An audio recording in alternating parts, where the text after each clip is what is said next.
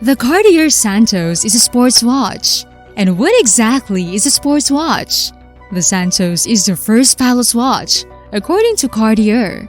Some of you might picture a pilot in the middle of a dogfight trying to decipher a jumble of Roman numerals. And I'm confident that you already know the topic of today's video. But for now, all I'll say is wait until the credits roll to find out more about this. Given the abundance of Cartier Santos Medium reviews I've seen on YouTube, it's safe to assume that this is a highly desirable timepiece.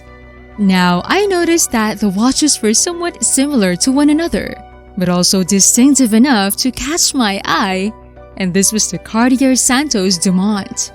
Similarly square, but with trimmed, thinner bezels.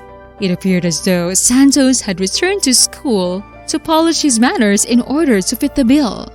In 2019, the Santos-Dumont was reintroduced in men's sizes as a more refined version of the original Santos. The alterations, as mentioned, are not drastic but are nonetheless important. Now, a primary concern with the Santos was scratching up its acre of high polish on its pretty face. Thankfully, the bezel is thinner and has smaller screws that are said to resemble those on the Eiffel Tower, so the concerns have been allayed.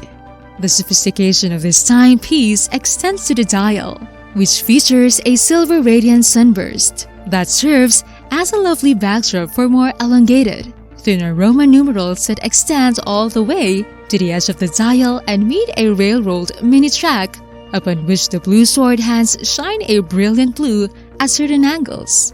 Also, the 7 o'clock marker's leg features a tattooed signature Cartier inscription, if you look closely. Cartier has been making jewelry for royalty for nearly 2 centuries. Now, are they real watchmakers? And how does a company that makes everything from earrings to handbags end up with the title of the world's first man's watch? Well, Mr. Santos-Dumont himself would have to shed light on this matter. At the turn of the 20th century, Alberto Santos-Dumont was a true Renaissance man. He was the privileged offspring of successful Brazilian coffee farmers, and his interests centered on flying and fashion. From balloons and gliders to helicopters and planes, he piloted them all. In fact, in Brazil, it is commonly believed that he invented the airplane before the Wright brothers did.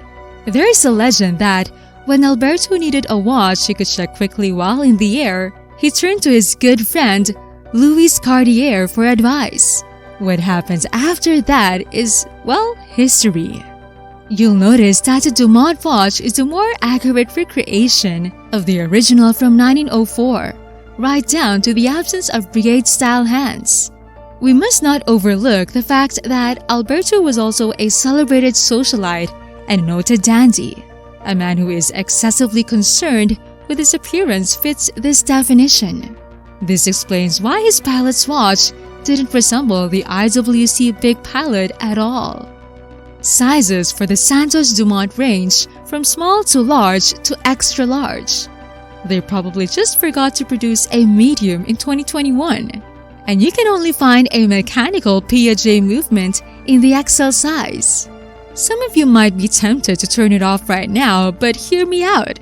Even if you hate cords as much as I do, there might be a situation where this one actually makes sense. Mechanical is great because you don't have to replace the battery once a year.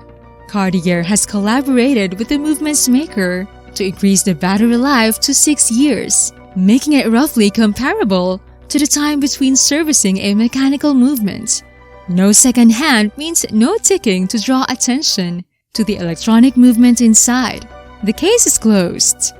Even in the mechanical XL, if you must have a mechanical movement, don't let the XL monitor scare you. The width remains consistent with that of a medium Santos. Therefore, this is very reasonable. However, keep in mind that a larger dial-to-bezel ratio will also make the watch appear larger when worn. Now, wouldn't it be great if the Santos-Dumont came with a bracelet option? And if Piaget was made available in smaller sizes? Absolutely! Now, before we fly higher with this palette timepiece, please give us a thumbs up if you're enjoying this video so far. And stay tuned until the very end to find out more about the Cartier Santos-Dumont. The Dumont, in contrast to the typical Santos, doesn't mind trying a little too hard to look sporty. The top is finished with a blue cabochon. The case is finished with a long, polished bevel that merges with the lugs in a smooth, sophisticated curve. The leather strap is the only option, and it's a lovely blue that goes well with the blue of the hands. Strap ends are neatly tucked in between the lugs, showcasing Cartier's expertise as a jeweler, and a quick-release metal end is integrated into the back, making strap changes a breeze.